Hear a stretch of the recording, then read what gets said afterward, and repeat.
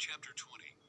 Abraham deceives Abimelech. Abraham moved south to the Negev and lived.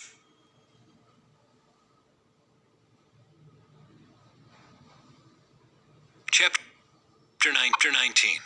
Sodom and Gomorrah destroyed. That evening the two angels came to the entrance of the city of Sodom. Lot was sitting there, and when he saw them, he stood up to meet them. Then he welcomed them and bowed with his face to the ground. "My lords," he said, "come to my home to wash your feet and be my guests for the night. You may then get up early in the morning and be on your way again." "Oh, no," they replied. "We'll just spend the night out here in the city square." But Lot insisted. So at last they went home with him. Lot prepared a feast for them, complete with fresh bread made without yeast, and they ate.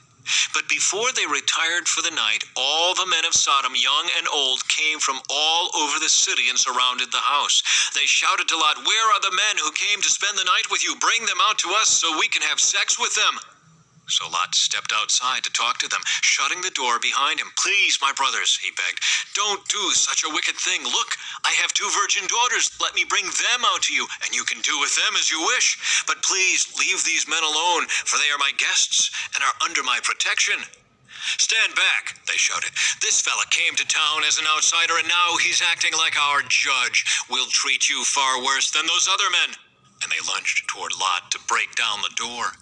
But the 2 angels reached out, pulled Lot into the house, and bolted the door. Then they blinded all the men, young and old, who were at the door of the house, so they gave up trying to get inside. Meanwhile, the angels questioned Lot. "Do you have any other relatives here in the city?" they asked. "Get them out of this place, your sons-in-law, sons, daughters, or anyone else. For we are about to destroy this city completely. The outcry against this place is so great it has reached the Lord, and he has sent us to destroy it." So Lot rushed out to tell his daughter's fiancés, "Quick, get out of this city. The Lord is about to destroy it." But the young men thought he was only joking. At dawn the next morning, the angels became insistent. "Hurry," they said to Lot. "Take your wife and your 2 daughters who are here. Get out right now, or you will be swept away in the destruction of the city." When Lot still hesitated, the angels seized his hand and the hands of his wife and 2 daughters and rushed them to safety outside the city, for the Lord was merciful.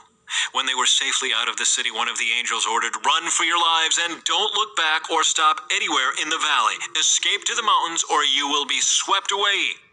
"Oh, no, my lord," Lot begged. "You have been so gracious to me and saved my life, and you have shown such great kindness, but I cannot go to the mountains. Disaster would catch up to me there, and I would soon die. See, there is a small village nearby. Please let me go there instead. Don't you see how small it is? Then my life will be saved." "All right," the angel said, "I will grant your request. I will not destroy the little village, but hurry, escape to it, for I can do nothing until you arrive there."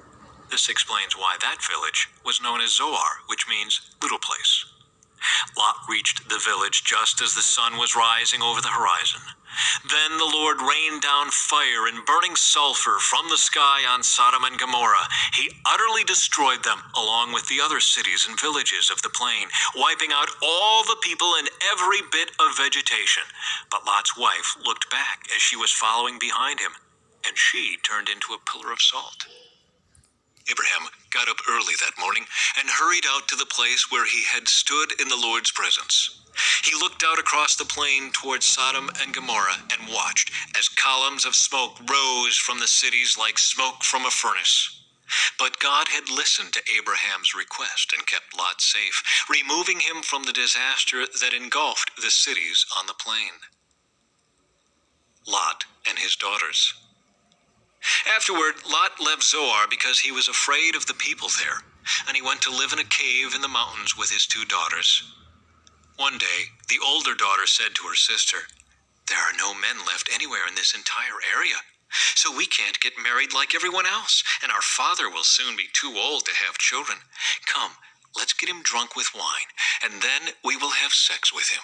That way we will preserve our family line through our father." So that night, they got him drunk with wine, and the older daughter went in and had intercourse with her father.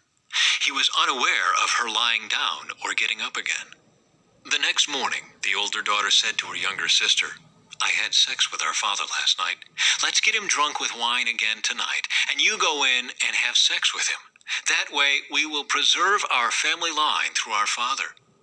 So that night they got him drunk with wine again, and the younger daughter went in and had intercourse with him. As before, he was unaware of her lying down or getting up again. As a result, both of Lot's daughters became pregnant by their own father. When the older daughter gave birth to a son, she named him Moab. He became the ancestor of the nation now known as the Moabites. When the younger daughter gave birth to a son, she named him Ben-Ami. He became the ancestor of the nation now known as the Ammonites.